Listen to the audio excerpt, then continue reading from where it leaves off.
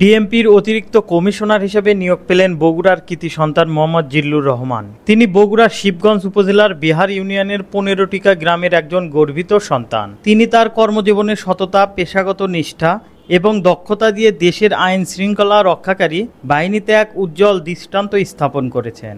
বহুমাত্রিক অভিজ্ঞতা ও নেতৃত্বের গুণাবলী দিয়ে তিনি দেশের অভ্যন্তরীণ নিরাপত্তা ব্যবস্থার গুরুত্বপূর্ণ অবদান রেখে চলেছেন। এর আগে তিনি র্যাপিড অ্যাকশন ব্যাটালিয়ন র্যাবে অতিরিক্ত মহাপরিচালক এডিজি হিসেবে দায়িত্ব পালন করেন।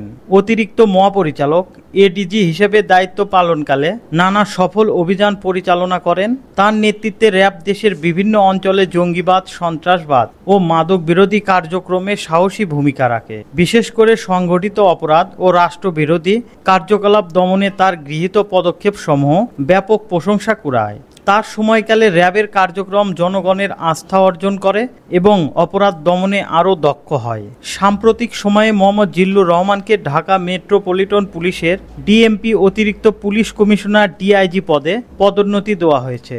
এই পদোন্নতি তার কর্মদক্ষতা ও নিষ্ঠার স্বীকৃতি হিসেবে গণ্য করা হয়। ডিএমপিতে দায়িত্ব গ্রহণের মাধ্যমে তিনি রাজধানীর নিরাপত্তা ব্যবস্থা আরও শক্তিশালী ও কার্যকর করার লক্ষ্যে কাজ করবেন। তার এই অভাবনীয় সাফল্যে বগুড়াবাসী অত্যন্ত গর্বিত। 15টিকা গ্রামের এই কৃতি সন্তান দেশের সেবায় নিজেকে নিবেদিত রেখে নিজের এলাকা এবং জেলার জন্য সম্মান বয়ে এনেছেন। তার জীবন ও কর্মপ্রবাহ আজকের তরুণ সমাজের জন্য অনুকরণীয় ও অনুপ্রেরণার উৎস।